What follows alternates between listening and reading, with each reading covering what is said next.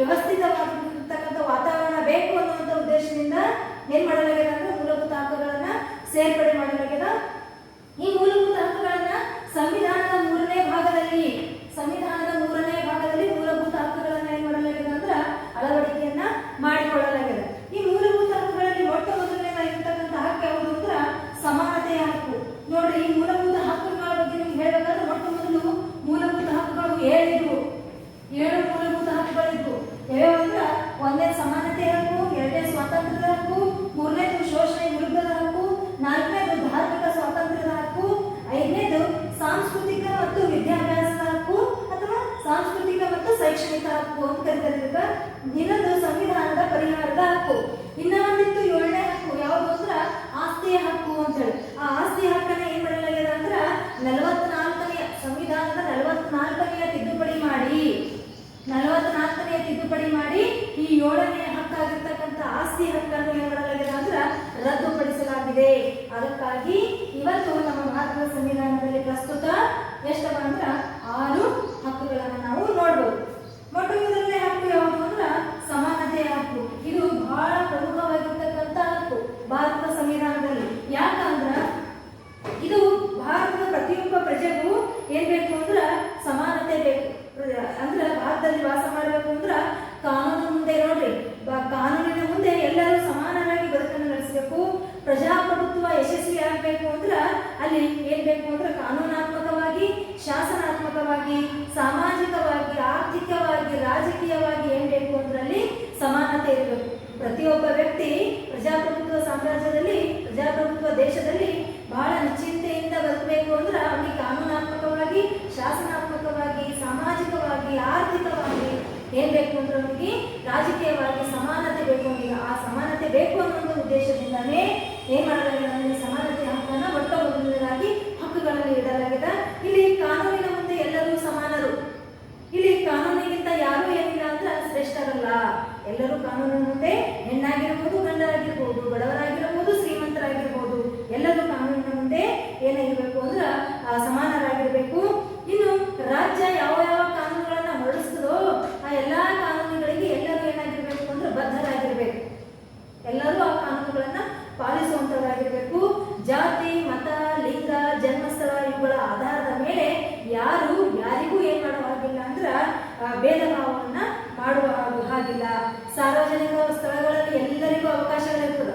ಸಾರ್ವಜನಿಕ ಸ್ಥಳಗಳು ಅಂದ್ರ ನೋಡ್ರಿ, ಹೋಟೆಲ್ಗಳಾಗಿರ್ಬೋದು, ಅಂಗಡಿಗಳಾಗಿರ್ಬಹುದು, ಮನೋರಂಜನಾ ಕ್ಷೇತ್ರಗಳಾಗಿರ್ಬೋದು, ಸ್ಥಳಗಳಾಗಿರ್ಬೋದು, ದೇವಸ್ಥಾನಗಳಾಗಿರ್ಬೋದು, ಮುಂತಾದ ಸಾರ್ವಜನಿಕ ಯಾವುದೇ ಸ್ಥಳಗಳಲ್ಲಿ ಯಾರಿಗೂ ಭೇದ ಭಾವ ಮಾಡದೆ ಸರ್ವರಿಗೂ ಏನಿರ್ತದ ಅಂದ್ರೆ ಅಲ್ಲಿ ಏನ್ ಸ್ವಾಗತ ಇರ್ತದ. ಈ ರೀತಿ ಸರ್ಕಾರಿ ಉದ್ಯೋಗವನ್ನ ಸೇರಲು ಕೂಡ ಯಾವುದೇ ಭೇದ ಭಾವ ಇಲ್ಲ, ಸಮಾನ ಅವಕಾಶವನ್ನ ಏನಂದ್ರೆ ಎಲ್ಲರಿಗೂ ಕೊಡಲಾಗಿದೆ. ನೋಡಿ, ಇಲ್ಲಿ ಮಾನವನ ಹಕ್ಕುಗಳ ಬಗ್ಗೆ ಕೆಲವೊಂದು ಏನಾಗಿದೆ ಅಂದ್ರ ಆಯೋಗಗಳು ಯಾವ್ಯಾವ ನೋಡ್ರಿ. 1890ರಲ್ಲಿ ರಾಷ್ಟ್ರೀಯ ಕಾಂಗ್ರೆಸ್ ಏನ್ ಮಾಡ್ತಂದ್ರ ಪ್ರಜೆಗಳ ಹಕ್ಕುಗಳನ್ನ ನೀಡಿ ಅಂತ ಅಭಿಪ್ರಾಯಪಡಿಸ್ತದ. 1895ರಲ್ಲಿ ಬಾಲ್ ಗಂಗಾಧರ್ ತಿಲಕ್ರವರು ತಮ್ಮ ಸ್ವರಾಜ್ಯದ ಬಿಲ್ ಎನ್ನುವುದರಲ್ಲಿ ಹಕ್ಕುಗಳ ಬಗ್ಗೆ ಏನ್ ಮಾಡ್ಯಾರ ಅಂದ್ರ ಒತ್ತಾಯವನ್ನ ಮಾಡಿದ್ರು. 1925ರಲ್ಲಿ ಶ್ರೀಮತಿ ಅನಿ ಬೆಸೆಂಟ್ ಅವರು ಕಾಮನ್ವೆಲ್ತ್ ಆಫ್ ಇಂಡಿಯಾ ಬಿಲ್ ಎನ್ನುವುದರಲ್ಲಿ ವ್ಯಕ್ತಿಯ ಸ್ವಾತಂತ್ರ್ಯ, ಆತ್ಮಸಾಕ್ಷಿಗೆ ಸ್ವಾತಂತ್ರ್ಯ, ವಾಕ್ ಸ್ವಾತಂತ್ರ್ಯವನ್ನು ಮಾತನಾಡಲು ಬೇಕಾಗಿರ್ತಕ್ಕಂಥ ಸ್ವಾತಂತ್ರ್ಯ, ಕಾನೂನು ಮುಂದೆ ಅವರೆಲ್ಲ ಸಮಾನರು ಎನ್ನುವಂಥದ್ದನ್ನೆಲ್ಲ ಏನ್ ಮಾಡ್ತಾರೆ ಅಂದ್ರ ಪ್ರತಿಪಾದನೆಯನ್ನ ಮಾಡ್ತಾರೆ. ನೆಕ್ಸ್ಟ್ 2ನೇ ಹಕ್ಕು ಯಾವುದು ಅಂದ್ರ ಸ್ವಾತಂತ್ರ್ಯದ ಹಕ್ಕು. ಇದು ಪ್ರತಿಯೊಬ್ಬ ಪ್ರಜೆಗೂ ಬೇಕಾಗಿರ್ತಕ್ಕಂಥ ಹಕ್ಕಿದು ಸ್ವಾತಂತ್ರ್ಯದ ಹಕ್ಕು. ಯಾಕಂದ್ರ ಪ್ರತಿಯೊಬ್ಬ ವ್ಯಕ್ತಿ ತನಗಿಚ್ಛೆ ಬಂದಂಗಂದ್ರೇನು ಯಾವುದೇ ಅನಾಹುತಕರ ಘಟನೆ ನಡೆಯಲಾರ್ದಂಗ ಒಳ್ಳೆ ವ್ಯವಸ್ಥಿತವಾಗಿ ತನಗಿಚ್ಛೆ ಬಂದಿರತಕ್ಕಂತಹ ಅಭಿಪ್ರಾಯಗಳನ್ನ ವ್ಯಕ್ತಪಡಿಸೋದಾಗಿರ್ಬೋದು, ಯಾವುದೇ ಕ್ರಿಯೆಯನ್ನ ಮಾಡೋದಾಗಿರ್ಬೋದು, ಅದೆಲ್ಲದಕ್ಕೂ ಏನ್ ಬೇಕು ಅಂದ್ರೆ ವ್ಯಕ್ತಿ ಪ್ರಮುಖವಾಗಿ ಸ್ವಾತಂತ್ರ್ಯ ಬೇಕು.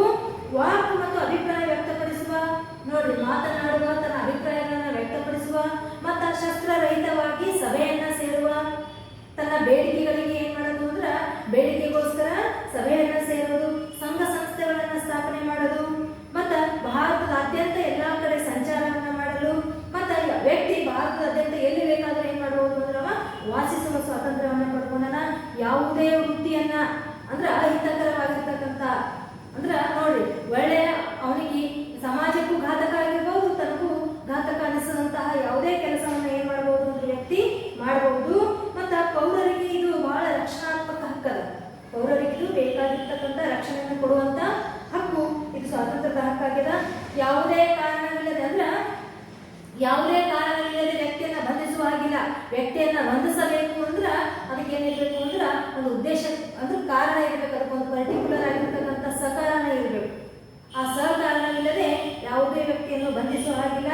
ಮತ್ತ ಯಾವುದೇ ವ್ಯಕ್ತಿಯ ಜೀವ ತೆಗೆಯುವ ಹಕ್ಕು ಯಾರಿಗೂ ಇಲ್ಲ. ಮತ್ತ ಆ ವ್ಯಕ್ತಿಯ ಸ್ವಾತಂತ್ರ್ಯವನ್ನ ಕಸಿದುಕೊಳ್ಳುವ ಹಕ್ಕು ಯಾರಿಗೂ ಇಲ್ಲ. ಇದು ಸ್ವಾತಂತ್ರ್ಯದ ಹಕ್ಕು. ನೆಕ್ಸ್ಟ್ ಮೂರನೇದು ಶೋಷಣೆಯ ವಿರುದ್ಧದ ಹಕ್ಕು. ಶೋಷಣೆಯ ವಿರುದ್ಧ ಅಂದ್ರೆ ಶೋಷಣೆ ಯಾರಿಗೆ ಬೇಕಾದ್ರೂ ಆಗಿರ್ಬೋದು. ಬಡವರಿಗಾಗಿರ್ಬೋದು, ಮಕ್ಕಳಿಗಾಗಿರ್ಬೋದು, ಮಹಿಳೆಯರ ಮೇಲಾಗಿರ್ಬೋದು ಶೋಷಣೆ, ಎಲ್ಲ ಇನ್ನು ದುರ್ಬಲರ ಮೇಲೆ ಆಗಿರ್ಬೋದು ಶೋಷಣೆ. ಈ ಎಲ್ಲಾ ಶೋಷಣೆಯ ವಿರುದ್ಧದ ಹಕ್ಕು. ಈ ಶೋಷಣೆಗಳ ವಿರುದ್ಧ ಹೋರಾಟ ಮಾಡುವಂತ ಹಕ್ಕು ಏನದಂದ್ರೆ ಎಲ್ಲರಿಗೂ ಅದ. ಬಡವರನ್ನ, ಮಹಿಳೆಯರನ್ನ ಯಾರನ್ನು ಏನ್ ಮಾಡುವ ಹಾಗಿಲ್ಲ ಅಂದ್ರ ಶೋಷಣೆಯನ್ನ ಮಾಡುವ ಹಾಗಿಲ್ಲ. ಇನ್ನು ಭಿಕ್ಷಾಟನೆಗೆ, ದೇವದಾಸಿ ಪದ್ಧತಿಗೆ, ಸತಿ ಆಚರಣೆಗೆ, ಅನೈತಿಕತೆಯ ಚಟುವಟಿಕೆಗಳಿಗೆ, ಬಲವಂತದ ದುಡಿಮೆಗಳಿಗೆ ಯಾರನ್ನು ಪ್ರೋತ್ಸಾಹ ಮಾಡುವ ಹಾಗಿಲ್ಲ. ಅಂದ್ರ ಯಾರಿಗೂ ಕೂಡ ಏನ್ ಮಾಡುವ ಹಾಗಿಲ್ಲ ಅಂದ್ರೆ ಬಲವಂತವಾಗಿ ದುಡಿಸಿಕೊಳ್ಳುವ ಹಾಗಿಲ್ಲ, ಸತಿ ಪದ್ಧತಿಯನ್ನು ಆಚರಣೆ ಮಾಡುವ ಹಾಗಿಲ್ಲ, ಅನೈತಿಕವಾಗಿರ್ತಕ್ಕಂಥ ಚಟುವಟಿಕೆಗಳಿಗೆ ಯಾರನ್ನು ದೂಡುವ ಹಾಗಿಲ್ಲ. ಅಂದ್ರ ಇಲ್ಲಿ ಸಂವಿಧಾನದಲ್ಲಿ ಶೋಷಣೆ ವಿರುದ್ಧದ ಹಕ್ಕನ್ನ ಯಾಕೆ ಮಾಡಲಾಗಿದೆ ಅಂದ್ರ ಇಲ್ಲಿ ಈ ಸಮಾಜದಲ್ಲಿ ನಡೀತಕ್ಕಂಥ ಸಾಮಾಜಿಕ ಪಿಡುಗುಗಳನ್ನ ಹೋಗಲಾಡಿಸುವ ಸಲುವಾಗಿ, ನಿರ್ಮೂಲನ ಮಾಡುವ ಸಲುವಾಗಿ ಈ ಒಂದು ಶೋಷಣೆ ವಿರುದ್ಧದ ಹಕ್ಕನ್ನ ಅಳವಡಿಕೆಯನ್ನ ಮಾಡಿಕೊಳ್ಳಲಾಗಿದೆ. ಈ ಶೋಷಣೆ ಯಾರ ಜೊತೆ ಆಗಿದ್ರು ಕೂಡ ಅವ್ರು ಏನ್ ಮಾಡ್ಬೋದು ಅಂದ್ರ ಆ ಸಂವಿಧಾನದ ಮುಖಾಂತರ, ಕೋರ್ಟ್ ಮುಖಾಂತರ, ಸುಪ್ರೀಂ ಕೋರ್ಟ್ ಮುಖಾಂತರ ಏನ್ ಮಾಡ್ಬೋದು ಅಂದ್ರೆ ಅವರು ನ್ಯಾಯವನ್ನ ಪಡೆದುಕೊಳ್ಳಬಹುದು. ಇನ್ನು ಇಲ್ಲಿ ಶೋಷಣೆ ವಿರುದ್ಧದ ಹಕ್ಕಿನಲ್ಲಿ 14 ವರ್ಷಕ್ಕಿಂತ ಕಡಿಮೆ ವಯಸ್ಸಿನ ಮಕ್ಕಳಿಗೆ ದುಡಿಮೆಗೆ ತಳಬಾರದು ಅಂತ ಒಂದು ನಿಯಮ ಅದ. ಆ ನಿಯಮಕ್ಕೆ ವಿರುದ್ಧವಾಗಿ ಯಾರೂ ನಡೆದುಕೊಳ್ಳುವ ಹಾಗಿಲ್ಲ. ಅಂದ್ರೆ ಯಾರೂ ಚಿಕ್ಕ ಮಕ್ಕಳನ್ನ ಕೆಲಸಕ್ಕೆ ನೇಮಿಸಿಕೊಳ್ಳುವ ಹಾಗಿಲ್ಲ. ನೆಕ್ಸ್ಟ್ ಧಾರ್ಮಿಕ ಸ್ವಾತಂತ್ರ್ಯದ ಹಕ್ಕು. ವ್ಯಕ್ತಿಗೆ ಧಾರ್ಮಿಕವಾಗಿ ಸಂಪೂರ್ಣ ಸ್ವಾತಂತ್ರ್ಯ ಅದ. ನಮ್ಮ ದೇಶದ ಧರ್ಮ ಇದೆ ಅಂತೇಳಿ ಸಂವಿಧಾನದಲ್ಲಿ ಅಳವಡಿಕೆ ಮಾಡಿಕೊಂಡಿಲ್ಲ. ಪ್ರತಿಯೊಬ್ಬ ಪ್ರಜೆ ಯಾವುದೇ ಧರ್ಮವನ್ನ ಏನ್ ಮಾಡಬಹುದು, ತನಗೆ ಇಷ್ಟವಾದಂತಹ ಧರ್ಮವನ್ನ ಆಚರಣೆ ಮಾಡಿ ಆ ಧರ್ಮದ ತತ್ವವನ್ನು ಅಳವಡಿಸಿಕೊಳ್ಳುವ ಸಂಪೂರ್ಣ ಹಕ್ಕು ಯಾರಿಗಿದೆ ಅಂದ್ರೆ ಪ್ರತಿಯೊಬ್ಬ ಭಾರತೀಯ ಪ್ರಜೆಗೂ ಈ ಹಕ್ಕು ಅದ. ಇಲ್ಲಿ ಭಾಷೆ ಇಲ್ಲ. ಇನ್ನೊಂದೇನಂದ್ರ ತನ್ನ ಆತ್ಮಸಾಕ್ಷಿಗೆ ಅನುಗುಣವಾಗಿ ಯಾವ ಧರ್ಮವನ್ನು ಬೇಕಾದರೂ ಪಾಲಿಸುವ, ಯಾವ ಧರ್ಮ ಬೇಕಾದರೂ ಪ್ರಚಾರ ಮಾಡುವಂತ ಹಕ್ಕು ಯಾರಿಗದ ಅಂದ್ರ ಪ್ರತಿಯೊಬ್ಬ ಪ್ರಜೆಗೂ ಅದ. ಧಾರ್ಮಿಕ ಸಂಸ್ಥೆಗಳನ್ನ ರಾಜಕೀಯ ಉದ್ದೇಶಗಳಿಗೋಸ್ಕರ ಯಾವುದೇ ಕಾರಣಕ್ಕೂ ಬಳಕೆಯನ್ನ ಮಾಡಿಕೊಳ್ಳುವಂತಿಲ್ಲ. ಇದು ಧಾರ್ಮಿಕ ಸ್ವಾತಂತ್ರ್ಯದ ಹಕ್ಕು. ನೆಕ್ಸ್ಟ್ ಸಾಂಸ್ಕೃತಿಕ ಮತ್ತು ವಿದ್ಯಾಭ್ಯಾಸದ ಹಕ್ಕು. ಇದಕ್ಕ ಸಾಂಸ್ಕೃತಿಕ ಮತ್ತು ಶೈಕ್ಷಣಿಕ ಹಕ್ಕು ಅಂತ ಕೂಡ ಕರೀತಾರ. ಇಲ್ಲಿ ದೇಶದಲ್ಲಿ ವಾಸಿಸುವ ಪ್ರತಿಯೊಬ್ಬ ವ್ಯಕ್ತಿಗೂ ತನ್ನದೇ ಆಗಿರ್ತಕ್ಕಂಥ ಲಿಪಿ, ತನ್ನದೇ ಆಗಿರ್ತಕ್ಕಂಥ ಭಾಷೆ. ಪ್ರತಿಯೊಂದು ಸಮುದಾಯಕ್ಕೆ ನೋಡ್ರಿ, ಒಂದೊಂದು ಸಮುದಾಯಕ್ಕೆ ಬೇರೆ ಬೇರೆ ಭಾಷೆ ಇರ್ತದೆ, ಬೇರೆ ಬೇರೆ ಲಿಪಿ ಇರ್ತದೆ, ಅವುಗಳನ್ನ ಬೇರೆ ಬೇರೆ ಸಂಸ್ಕೃತಿ ಇರ್ತದೆ. ಅದನ್ನೆಲ್ಲ ಆಚರಣೆ ಮಾಡುವಂತ ಹಕ್ಕು ಅವರಿಗದ. ಅದಷ್ಟೇ ಅಲ್ಲ, ನೋಡ್ರಿ, ರಾಜ್ಯದಲ್ಲಿ ರಾಜ್ಯದ ಸರ್ಕಾರದ ಧನ ಸಹಾಯವನ್ನ ಪಡೆದು ಯಾವ ಶಿಕ್ಷಣ ಸಂಸ್ಥೆ ಶಿಕ್ಷಣ ನಡೆಸ್ತಾ ಇರ್ತದಲ್ಲ ಆ ಶಿಕ್ಷಣ ಸಂಸ್ಥೆಯವರು ಏನ್ ಮಾಡುವಂತಿಲ್ಲ, ಯಾರಿಗೂ ಏನ್ ದಾಖಲಾತಿಗೆ ನಿರಾಕರಿಸುವಂತಿಲ್ಲ, ಪ್ರವೇಶಕ್ಕೆ ನಿರಾಕರಣೆ ಮಾಡುವಂತಿಲ್ಲ. ರಾಜ್ಯದಿಂದ ಸಹಾಯವನ್ನ ಪಡೆದಿರೋರಷ್ಟೇ, ರಾಜ್ಯ ಸರ್ಕಾರದಿಂದ ಸಹಾಯವನ್ನು ಪಡೆದಿರ್ತಕ್ಕಂಥ ಶಿಕ್ಷಣ ಸಂಸ್ಥೆಗಳು ಮಕ್ಕಳ ಪ್ರವೇಶಕ್ಕೆ ಯಾರು ನಿರಾಕರಿಸುವ ಹಾಗಿಲ್ಲ. ಅದಷ್ಟೇ ಅಲ್ಲ, ಎಲ್ಲರಿಗೂ ಶಿಕ್ಷಣ ಏನ್ ಬೇಕು ಅಂದ್ರ ಮುಖ್ಯವಾಗಿ ಬೇಕಾಗಿರ್ತಕ್ಕಂಥ ಒಂದು ಸಾಧನ ಆಗಿದೆ. ಅದಕ್ಕೋಸ್ಕರ ಪ್ರತಿಯೊಬ್ಬ ವ್ಯಕ್ತಿ ತನ್ನ ಸಂಸ್ಕೃತಿಯನ್ನ, ತನ್ನ ಭಾಷೆಯನ್ನ, ತನ್ನ ಲಿಪಿಯನ್ನ, ತನ್ನ ಕಲೆಯನ್ನ ಕಾಪಾಡಿಕೊಳ್ಳುವ ಹಕ್ಕು ಅದ. ಅದ್ರ ಜೊತೆಗೆ ಶಿಕ್ಷಣವನ್ನ ಪಡೆಯುವ ಹಕ್ಕು ಅದ. ಇನ್ನು ಸಂವಿಧಾನದ 86ನೇ ತಿದ್ದುಪಡಿ ಮಾಡಿ 21A ವಿಧಿಯ ಅನ್ವಯ 2002ರಲ್ಲಿ ಶಿಕ್ಷಣವನ್ನ ಒಂದು ಮೂಲಭೂತ ಹಕ್ಕು ಅಂತ ಹೇಳಿ ಮಾಡಲಾಗಿದೆ. ಅಂದ್ರ ಪರಿಗಣನೆಯನ್ನ ಮಾಡಲಾಗಿದೆ. 6ರಿಂದ 14 ವರ್ಷದ ಒಳಗಿನ ಎಲ್ಲಾ ಮಕ್ಕಳಿಗೆ ಏನ್ ಬೇಕು ಅಂದ್ರ ಕಡ್ಡಾಯವಾಗಿ ರಾಜ್ಯ ಸರ್ಕಾರನೇ ಉಚಿತ ಮತ್ತು ಕಡ್ಡಾಯ ಶಿಕ್ಷಣವನ್ನ ಏನ್ ಮಾಡ್ಬೇಕು ಅಂದ್ರೆ ಕೊಡ್ಬೇಕು. ಯಾವಾಗ ಇನ್ಕೊಂಡು ಮಾಡಿದ ಅಂದ್ರೆ 2002ರಲ್ಲಿ 86ನೇ ತಿದ್ದುಪಡಿಯ ಮಾಡಿ 2002ರಲ್ಲಿ ಶಿಕ್ಷಣವನ್ನ ಒಂದು ಮೂಲಭೂತ ಹಕ್ಕು ಅಂತ ಪರಿಗಣನೆ ಮಾಡಲಾಗಿದೆ. ಆವತ್ತಿನಿಂದ ಏನಾಯ್ತು ಅಂದ್ರೆ 6ರಿಂದ 14 ವರ್ಷದ ಎಲ್ಲಾ ಮಕ್ಕಳಿಗೂ ಅಂದ್ರೆ ನಮ್ಮ ಸರ್ಕಾರ ಅಂದ್ರೆ ನಮ್ಮ ಕರ್ನಾಟಕ ಸರ್ಕಾರ, ಬೇರೆ ರಾಜ್ಯದ ಸರ್ಕಾರ ಅಂದ್ರೆ ಇದು ಭಾರತದ ಸಂವಿಧಾನಕ್ಕೆ ಅಳವಡಿಕೆಯಾಗಿದೆ. ಎಲ್ಲಾ ಸರ್ಕಾರಗಳು, ಎಲ್ಲಾ ರಾಜ್ಯ ಸರ್ಕಾರಗಳು ಇವುಗಳನ್ನ ಏನ್ ಮಾಡ್ಬೇಕು ಅಂದ್ರೆ ಪಾಲಿಸಬೇಕು. 6ರಿಂದ 14 ವರ್ಷದ ಎಲ್ಲಾ ಮಕ್ಕಳಿಗೂ ಉಚಿತವಾಗಿ ಕಡ್ಡಾಯವಾಗಿ ಏನ್ ಮಾಡಬೇಕು ಅಂದ್ರೆ ಶಿಕ್ಷಣವನ್ನ ಕೊಡಬೇಕು. ಇನ್ನು ಇನ್ನೊಂದು RTE ಅಂತೇಳಿ ಕರ್ನಾಟಕ ರಾಜ್ಯ ಶಿಕ್ಷಣ ಹಕ್ಕು ಕಾಯ್ದೆ ಅಂತ ಮಾಡಲಾಗಿದೆ. ಇದರ ಅನ್ವಯ ಏನ್ ಮಾಡಲಾಗಿದೆ ಅಂದ್ರೆ ಈ ಒಂದು ಹಕ್ಕನ್ನ ಜಾರಿಗೆ ಗೊಳಿಸಲಾಗಿದೆ. ನೆಕ್ಸ್ಟ್ ಲಾಸ್ಟ್ನೇ ಯಾವುದು ಅಂದ್ರೆ ಸಂವಿಧಾನದ ಪರಿಹಾರದ ಹಕ್ಕು. ನೋಡ್ರಿ, ಈ ಮೇಲಿನ ಎಲ್ಲಾ ಹಕ್ಕುಗಳು ಉಲ್ಲಂಘನೆಯಾದರೆ, ಈ ಹಕ್ಕುಗಳು ನಿಮ್ಗೆ ಸಿಗದೆ ಹೋದರೆ, ಈ ಎಲ್ಲಾ ಹಕ್ಕುಗಳು ನಿಮ್ಮಿಂದ ಯಾರಾದರೂ ಕಿತ್ತುಕೊಳ್ಳಲು ಪ್ರಯತ್ನ ಮಾಡಿದರೆ ಏನ್ ಮಾಡಬೇಕು ಅಂದ್ರ 6ನೇ ಹಕ್ಕಾಗಿರ್ತಕ್ಕಂಥ ಸಂವಿಧಾನದ ಪರಿಹಾರದ ಹಕ್ಕು. ನೀವು ಹೋಗಿ ಏನ್ ಮಾಡ್ಬೇಕು ಅಂದ್ರೆ ಈ ಎಲ್ಲಾ ಹಕ್ಕುಗಳ ಉಲ್ಲಂಘನೆ ಆದ್ರ ನೀವು ಹೋಗಿ ಸಂವಿಧಾನದಲ್ಲಿ ಅಥವಾ ಸಂವಿಧಾನದ ಮುಖಾಂತರ ಕೋರ್ಟ್ನಲ್ಲಿ ಸುಪ್ರೀಂ ಕೋರ್ಟ್ ವರೆಗೂ ಹೋಗಿ ಏನ್ ಮಾಡ್ಬೇಕು ಅಂದ್ರೆ ನೀವು ಅಲ್ಲಿ ನ್ಯಾಯವನ್ನ ಕೇಳುವಂತಹ ಹಕ್ಕು ನಿಮ್ಮದಾಗಿರ್ತದ. ಇನ್ನು ಇಲ್ಲಿ ಸರ್ವೋಚ್ಚ ನ್ಯಾಯಾಲಯವನ್ನ ಏನಂತ ಕರೀತಾರೆ ಅಂದ್ರ ಮೂಲಭೂತ ಹಕ್ಕುಗಳ ರಕ್ಷಕ ಅಂತ ಕರೀತಾರೆ. ಸರ್ವೋಚ್ಚ ನ್ಯಾಯಾಲಯವನ್ನ ಏನಂತ ಕರೀತಾರೆ ಅಂದ್ರೆ ಮೂಲಭೂತ ಹಕ್ಕುಗಳ ರಕ್ಷಕ ಅಂತ ಕರೀತಾರೆ. ಅವುಗಳನ್ನ ರಕ್ಷಣೆ ಮಾಡುವಂಥದ್ದು ಯಾರ ಕರ್ತವ್ಯ ಆಗಿದೆ ಅಂದ್ರ ಸುಪ್ರೀಂ ಕೋರ್ಟ್, ಸರ್ವೋಚ್ಚ ನ್ಯಾಯಾಲಯದ್ದು. ಇನ್ನೊಂದು ಈ ಮೂಲಭೂತ ಹಕ್ಕುಗಳ ರಕ್ಷಣೆಗಾಗಿ ಇರ್ತಕ್ಕಂಥ ಈ ಸಂವಿಧಾನದ ಪರಿಹಾರದ ಹಕ್ಕು ಇದನ್ನ 32ನೇ ವಿಧಿಯಲ್ಲಿ ಏನ್ ಮಾಡತಕ್ಕಂಥ ಅಂದ್ರೆ ಅಳವಡಿಕೆಯನ್ನ ಮಾಡಿಕೊಳ್ಳಲಾಗಿದೆ. 32ನೇ ವಿಧಿಯಲ್ಲಿ ಡಾಕ್ಟರ್ BR ಅಂಬೇಡ್ಕರ್ ಅವರು ಈ ಸಂವಿಧಾನದ ಪರಿಹಾರದ ಹಕ್ಕನ್ನ ಒಂದು ಹೆಸರಿನಿಂದ ಕರೀತಾರೆ. ಏನಂತಾರೆ ಅಂದ್ರ ಸಂವಿಧಾನದ ಆತ್ಮ ಮತ್ತು ಹೃದಯ ಅಂತ ಕರೀತಾರೆ ಈ ಒಂದು ಹಕ್ಕಿಗೆ. ಡಾಕ್ಟರ್ BR ಅಂಬೇಡ್ಕರ್ ಅವರು ಇದಕ್ಕೆ ಏನಂತ ಕರೀತಾರೆ ಅಂದ್ರೆ ಸಂವಿಧಾನದ ಪರಿಹಾರದ ಹಕ್ಕನ್ನ ಇದನ್ನ ಸಂವಿಧಾನದ ಆತ್ಮ ಮತ್ತು ಹೃದಯ ಅಂತ ಹೇಳಿ ಅನ್ನುವಂತ ಇದರಿಂದ ಅದನ್ನ ವಿಶೇಷತೆಯಿಂದ ಕರೀತಾರ. ಇನ್ನು ಈ ಒಂದು ಸಂವಿಧಾನ ಪರಿಹಾರ ಹಕ್ಕುಗಳಲ್ಲಿ ನಾವು ಈ ಎರಡು ಸುಪ್ರೀಂ ಕೋರ್ಟ್ ಮತ್ತು ಉಚ್ಚ ನ್ಯಾಯಾಲಯ, ಸರ್ವೋಚ್ಚ ನ್ಯಾಯಾಲಯ, ಹೈಕೋರ್ಟ್ ಮತ್ತು ಸುಪ್ರೀಂ ಕೋರ್ಟ್ ಈ ಎರಡು ನ್ಯಾಯಾಲಯಗಳಲ್ಲಿ ಹೋಗಿ ನ್ಯಾಯ ಕೇಳಬಹುದು.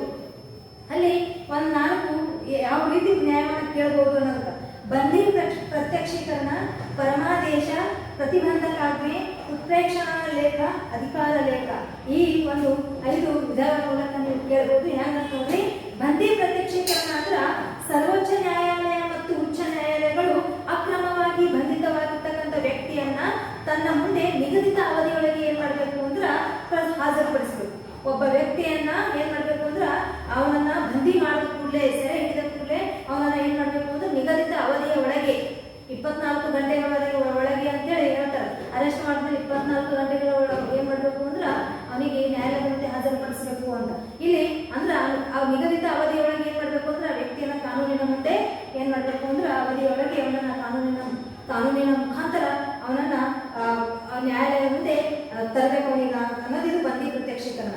ಇನ್ನೊಂದು ಎರಡನೇದು ಪರಮಾದೇಶ ಅಂದ್ರೆ ಶಾಸಕಾಂಗ, ಕಾರ್ಯಾಂಗ ಅವುಗಳ ಅಡಿಯಲ್ಲಿ ಕೆಳಗಡೆ ಕೆಲಸ ಮಾಡ್ತವ್ರ ಸಂಸ್ಥೆಗಳು ಆ ಸಂಸ್ಥೆಗಳು ನಿರ್ವಹಿಸಬೇಕಾಗಿರ್ತಕ್ಕಂಥ ಕೆಲಸ ಒಂದ್ ವೇಳೆ ಅವು ಮಾಡದೇ ಇದ್ದಾಗ, ಶಾಸಕಾಂಗ ಮತ್ತು ಕಾರ್ಯಾಂಗದ ಕೆಳಗಡೆ ಕೆಲವೊಂದು ಸಂಸ್ಥೆಗಳು ಇರ್ತಾವ, ಅವು ಮಾಡಬೇಕಾಗಿರ್ತಕ್ಕಂಥ ಕೆಲಸವನ್ನ ಮಾಡದೇ ಇದ್ದಾಗ, ಸಂಬಂಧಪಟ್ಟ ಕಾರ್ಯವನ್ನು ನಿಗದಿತ ಅವಧಿಯೊಳಗೆ ಮುಗಿಸದೇ ಇದ್ದಾಗ ಸರ್ವೋಚ್ಚ ನ್ಯಾಯಾಲಯ, ಉಚ್ಚ ನ್ಯಾಯಾಲಯ ಏನ್ ಮಾಡ್ತದೆ ಅಂದ್ರ ಆಜ್ಞೆ ನೀಡ್ತದೆ, ಪರಮಾದೇಶವನ್ನ ನೀಡಿದ್ರು ಅವ್ರ ಮೇಲೆ ಈ ಆಜ್ಞೆಯನ್ನ ಏನ್ ಮಾಡ್ಬೇಕು ಅಂದ್ರೆ ಅವು ಪಾಲಿಸಲೇಬೇಕಾಗ್ತದ. ನೆಕ್ಸ್ಟ್ ಪ್ರತಿಬಂಧಕಾಜ್ಞೆ ಅಂತ ಅಧೀನ ನ್ಯಾಯಾಲಯಗಳು ಅಂದ್ರೆ ಜಿಲ್ಲಾ ನ್ಯಾಯಾಲಯಗಳು, ಸಿವಿಲ್ ನ್ಯಾಯಾಲಯಗಳು ಬರ್ತಾವ.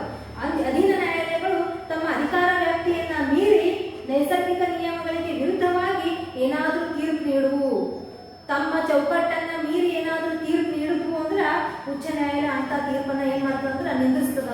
ಇದು ನೀವು ನೀಡಬೇಕಾದಂತ ತೀರ್ಪು ಅಲ್ಲ ಅಂತ ಅದನ್ನ ಅಲ್ಲಿಗೆ ಸ್ಥಗಿತಗೊಳಿಸುವಂತ ಒಂದು ಕೆಲಸ ಇದು ಪ್ರತಿಬಂಧಕ ಆಜ್ಞೆ. ನೆಕ್ಸ್ಟ್ ಉತ್ಪ್ರೇಕ್ಷಣಾ ಲೇಖ. ಇದು ಅಂದ್ರ ಅಧೀನ ನ್ಯಾಯಾಲಯಗಳು ಅಂದ್ರೆ ಸುಪ್ರೀಂ ಕೋರ್ಟ್ ಮತ್ತು ಹೈಕೋರ್ಟ್ ನ ಕೆಳಗಡೆ ಇರ್ತಕ್ಕಂಥ ಅಧೀನ ನ್ಯಾಯಾಲಯಗಳು ತಮ್ಮ ಅಧಿಕಾರ ವ್ಯಾಪ್ತಿಯನ್ನ ಮೀರಿ ಏನಾದರೂ ಯಾವುದಾದರೂ ಒಂದು ತೀರ್ಪನ್ನ ನೀಡುವುದಕ್ಕೆ ಪ್ರಯತ್ನ ಪಟ್ಟರೆ ಆ ತೀರ್ಪಿಗೆ ಸಂಬಂಧಪಟ್ಟ ದಾಖಲೆಗಳನ್ನ ವಶಪಡಿಸಬಹುದು. ಯಾವುದು ಅಂದ್ರ ಉಚ್ಚ ನ್ಯಾಯಾಲಯ ಅಥವಾ ಸರ್ವೋಚ್ಚ ನ್ಯಾಯಾಲಯ. ಇನ್ನೊಂದು ಅಧಿಕಾರ ಲೇಖ ಅಂದ್ರ ಸರಿಯಾದ ವ್ಯಕ್ತಿ ಸರಿಯಾದ ಸಾರ್ವಜನಿಕ ಸ್ಥಾನವನ್ನು ಹೊಂದುವಂತೆ ಉನ್ನತ ನ್ಯಾಯಾಲಯ ನೀಡುವ ಆಜ್ಞೆ. ಒಬ್ಬ ವ್ಯಕ್ತಿ ಈ ಒಂದು ಕೆಲಸಕ್ಕೆ ಯೋಗ್ಯ ಅಂತೇಳಿ ಏನ್ ಮಾಡ್ತದ ಅಂದ್ರೆ ಉನ್ನತ ನ್ಯಾಯಾಲಯ ನೀಡುವ ಆಜ್ಞೆ ಅಧಿಕಾರ ಲೇಖವಾಗಿರುತ್ತದೆ. ಇನ್ನು ನೋಡಿ, ಸಾಮಾಜಿಕ ನಷ್ಟವಾಗಿರುವ ಹಕ್ಕುಗಳ ರಕ್ಷಣೆಗಾಗಿ ಸಾರ್ವಜನಿಕ ಹಿತಾಸಕ್ತಿ ರಕ್ಷಿಸುವುದಕ್ಕಾಗಿ ಸಾರ್ವಜನಿಕ ಹಿತಾಸಕ್ತಿಯ ಮೊಕದ್ದಮೆಗಳನ್ನ ನೋಡ್ರಿ, ಸಾರ್ವಜನಿಕರ ಹಿತಾಸಕ್ತಿಯನ್ನ ಕಾಪಾಡುವ ಸಲುವಾಗಿ ಮೊಕದ್ದಮೆಗಳನ್ನ ಹೂಡಬಹುದು ನ್ಯಾಯಾಲಯದಲ್ಲಿ ಅಂತ. ಆ ಒಂದು ಶಾಸನ ಹಕ್ಕುಗಳಿಗಾಗಿ, ಜೀವನ ಅವಶ್ಯಕತೆಗಳನ್ನ ಪಡೆಯುವ ಸಲುವಾಗಿ, ಪರಿಸರ ಮಾಲಿನ್ಯದಿಂದ ಜೀವವನ್ನ ರಕ್ಷಣೆ ಮಾಡಿಕೊಳ್ಳುವ ಸಲುವಾಗಿ, ಗೌರವಯುತವಾಗಿ ಜೀವನವನ್ನ ನಡೆಸುವ ಸಲುವಾಗಿ, ಈ ಮೊದಲಾದವುಗಳ ಸಲುವಾಗಿ ಏನ್ ಮಾಡಬಹುದು ಅಂದ್ರೆ ಮೊಕದ್ದಮೆಗಳನ್ನ ನಾವು ನ್ಯಾಯಾಲಯದಲ್ಲಿ ಹೂಡಬಹುದು. ಇವು ಭಾರತದ ಸಂವಿಧಾನ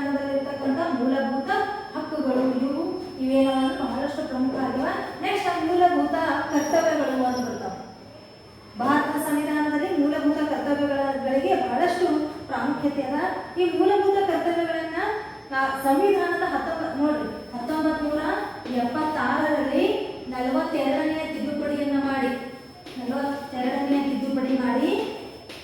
ಇವುಗಳನ್ನ ಸೇರ್ಪಡೆ ಮಾಡಲಾಗಿದೆ. ನೋಡ್ರಿ, ಮೊದಲ ಇವು ಇರಲಿಲ್ಲ. ಮೊದಲು ಸಂವಿಧಾನ ರಚನೆಯಾಗಿ ಜಾರಿಗೆ ಬಂತು 1950ರಲ್ಲಿ. ಅವಾಗ ಮೂಲಭೂತ ಕರ್ತವ್ಯಗಳು ಇರಲಿಲ್ಲ. ಯಾವಾಗ ಬಂದು 1976ರಲ್ಲಿ ಸಂವಿಧಾನಕ್ಕೆ 42ನೇ ತಿದ್ದುಪಡಿಯನ್ನ ಮಾಡಿ 11 ಮೂಲಭೂತ ಕರ್ತವ್ಯಗಳನ್ನ ಏನ್ ಮಾಡಲಾಯಿತು ಅಂದ್ರೆ ಜಾರಿಗೆ ತರಲಾಯಿತು. ಆ ಮೂಲಭೂತ ಕರ್ತವ್ಯಗಳನ್ನ ನೋಡ್ರಿ 10 ಮೂಲಭೂತ ಹಕ್ಕುಗಳಿದ್ದು. ಯಾವಾಗ ಅಂದ್ರೆ 1976ರಲ್ಲಿ ಮೊದಲು. ಅದಾದ್ಮೇಲೆ 2002ರಲ್ಲಿ 86ನೇ ತಿದ್ದುಪಡಿ ಮಾಡಿ 2002ರಲ್ಲಿ 86ನೇ ತಿದ್ದುಪಡಿಯನ್ನ ಮಾಡಿ 11ನೇ ಮೂಲಭೂತ ಕರ್ತವ್ಯವನ್ನ ಏನ್ ಮಾಡಲಾಯಿತು ಅಂದ್ರೆ ಅಳವಡಿಕೆಯನ್ನ ಮಾಡಿಕೊಳ್ಳಲಾಯಿತು. ನೋಡ್ರಿ, ಮೂಲಭೂತ ಕರ್ತವ್ಯಗಳು ಬಹಳಷ್ಟು ಪ್ರಮುಖ ಆಗಿವ. ಇವು ಮೂಲಭೂತ ಕರ್ತವ್ಯಗಳು, ಮೂಲಭೂತ ಹಕ್ಕುಗಳು ಒಂದೇ ನಾಣ್ಯದ 2 ಮುಖಗಳಿದ್ದಂತೆ. ಈಗ ನೋಡಿ, ಭಾರತದ ಸಂವಿಧಾನ ಪ್ರಜೆಗಳಿಗೆ ಕೊಟ್ಟಿರ್ತಕ್ಕಂಥ ಕೊಡುಗೆ ಇದು. ಆದ್ರೆ ದೇಶಕ್ಕೋಸ್ಕರ ತಾವೇನಾದ್ರೂ ಮಾಡಬೇಕು ಅಂದ್ರೆ ಮೂಲಭೂತ ಕರ್ತವ್ಯಗಳು. ನೋಡ್ರಿ, ಪ್ರಜೆಗಳ ಹಿತದೃಷ್ಟಿಯಿಂದ ಪ್ರಜೆಗಳ ಉನ್ನತಿಗೋಸ್ಕರ ಹಕ್ಕುಗಳನ್ನ ಕೊಟ್ಟದ ಸಂವಿಧಾನ. ಅದೇ ರೀತಿ ಪ್ರಜೆಗಳು ತಾವು ಕೆಲವೊಂದು ದೇಶಕ್ಕಾಗಿ, ರಾಜ್ಯಕ್ಕಾಗಿ ಮಾಡಲೇಬೇಕಾದಂತಹ ಕರ್ತವ್ಯಗಳು ಈ 11 ಪ್ರಮುಖ ಕರ್ತವ್ಯಗಳಾಗಿವ.